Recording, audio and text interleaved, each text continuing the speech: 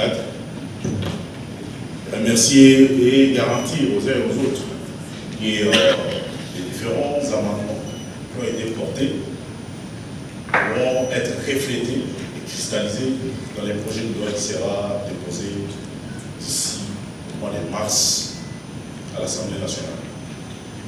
Peut-être encore préciser à l'attention des uns et des autres que les processus de réforme des jets d'argent et pratiques assimilées est irréversible.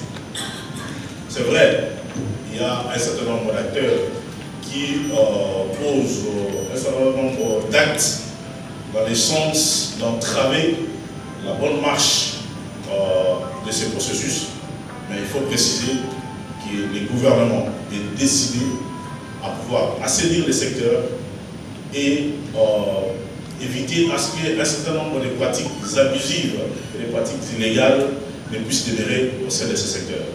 Il y voit en fait de la bonne gouvernance prônée par son Excellence Monsieur le Président de la République, chef de l'État, et qui est en train d'être implémentée par son Excellence Monsieur le Ministre des Finances.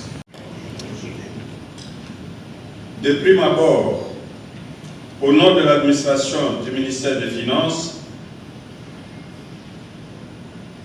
au nom de l'ensemble des personnes ressources et à mon nom propre, j'adresse à chacun de vous mes vils remerciements pour votre disponibilité et votre active participation.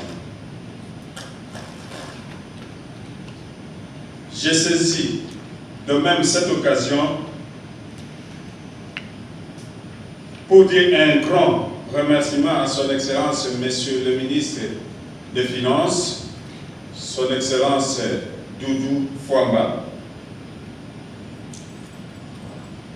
qui n'a ménagé aucun effort pour inscrire les réformes des jeux d'argent dans cette priorité. Je félicite les membres de l'unité de gestion des réformes du secteur des jeux et hasard qui ont consacré de leur temps pour préparer et organiser ces travaux.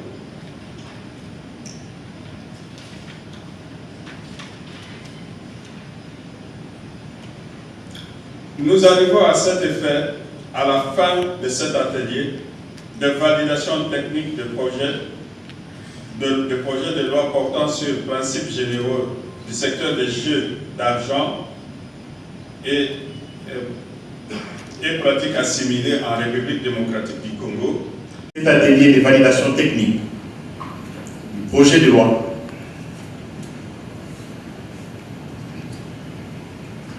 portant principes généraux du secteur du jeu d'argent et des pratiques assimilées en République démocratique du Congo.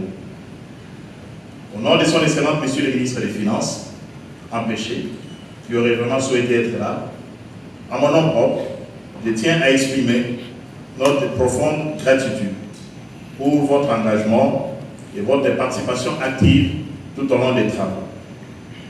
Votre présence et vos contributions ont été essentielles pour faire avancer ces projets législatifs cruciaux. Mais avant de continuer mon propos, je voudrais tout particulièrement remercier nos partenaires, notamment la République française, représentée par l'Autorité nationale des jeux, pour leur soutien technique à l'unité de gestion du processus de réforme des jeux d'argent et des pratiques assimilées dans la mise en place d'une nouvelle législation. Cette nouvelle législation s'inscrit dans la vision de son Excellence Félix Antoine Tshisekedi Tshilombo, président de la République démocratique du Congo, chef de l'État, qui vise le développement harmonieux de notre pays sur le long terme et la transformation des conditions sociales de la population. Il est vrai que dans ces processus de développement, des réformes engagées, des actions entreprises, des problèmes ne manquent pas, notamment la crise sécuritaire qui sévit à l'est de la République démocratique du Congo, mais qui renforce aussi l'engagement du chef de l'État et de tous les gouvernements de la République démocratique du Congo de doter notre nation des moyens nécessaires pour affronter les défis actuels, y compris l'agression injuste dont fait face notre pays. Et à l'occasion, je voudrais vous inviter pour 1 minute de silence en mémoire de tous nos frères, nos compatriotes, nos sœurs.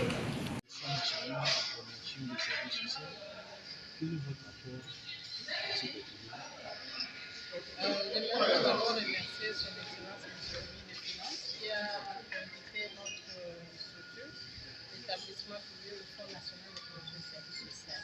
Pour ceux qui ne le savent pas, cet établissement public a travaillé depuis l'époque coloniale avec la Société africaine de loterie qui est aujourd'hui nationale pour mobiliser des fonds à travers les jeux de hasard de loterie. Et une partie de ces fonds, des recettes de ce domaine, a servi pour donner à notre pays ce que nous avons comme infrastructure sociale communautaire. En termes d'hôpitaux de référence, l'ex-maman, c'est l'exemple, le sanatorium de Sélépao et beaucoup d'autres infrastructures sociales qui sont réparties dans toute la région. Donc, on se pose souvent la question où sont venues ces écoles publiques, ces hôpitaux de l'État, une bonne partie, plus de 60% en tout cas, est financée grâce aux jeux de hasard et à la loterie.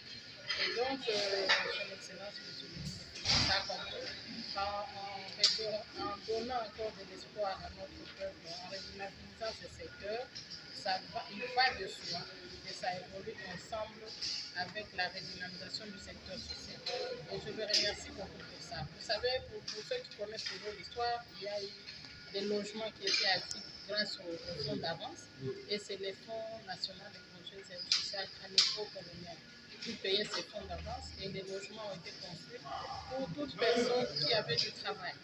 Parce que les fonds étaient payés à l'avance, mais après, la personne continue à rembourser. Et le FMPC, ça fait beaucoup avec l'INERA, avec ONER et beaucoup d'autres structures de l'époque. Et moi, je trouve vraiment qu'avec l'impulsion de son Excellence, M. le Président de l'État, son Excellence je suis en train de me réjouir qu'il a accepté de ramener ce secteur sur la table pour que les recettes qui foutent d'ailleurs, qui sont en train de s'évader partout, puissent être recadrées, puissent être remis au niveau du trésor public et que tout cela puisse profiter à l'amélioration des conditions sociales de la population. Et cela, donc, c'est ça même le peuple d'abord. D'abord le bien-être de notre population, de nos communautés et des personnes vulnérables. Merci beaucoup. Merci beaucoup. Dans notre démarche pour instaurer des cadres juridiques solides et modernes pour le secteur des jeux d'argent, des pratiques assimilées en République démocratique du Congo. Il faut signaler que cet atelier vise à réguler les activités des jeux d'argent et surtout de protéger aussi nos concitoyens contre les risques associés aux jeux d'argent. La modernisation, comme je le disais dans mon propos introductif, de la réglementation du secteur des jeux d'argent est importante pour plusieurs raisons. La première, c'est qu'elle permet d'abord, comme je l'ai dit, de protéger les consommateurs tout en garantissant un environnement de jeu équitable et transparent. Ensuite, elle contribue, la modernisation, elle contribue à lutter contre les pratiques abusives ou les pratiques illégales, notamment les blanchiments d'argent. Et enfin, une réglementation moderne favorise l'attractivité du secteur pour les investisseurs, ce qui permet, les cas échéants, de générer des recettes fiscales assez importantes pour notre pays. C'est ce que je peux dire jusqu'ici par rapport à ce secteur. Merci.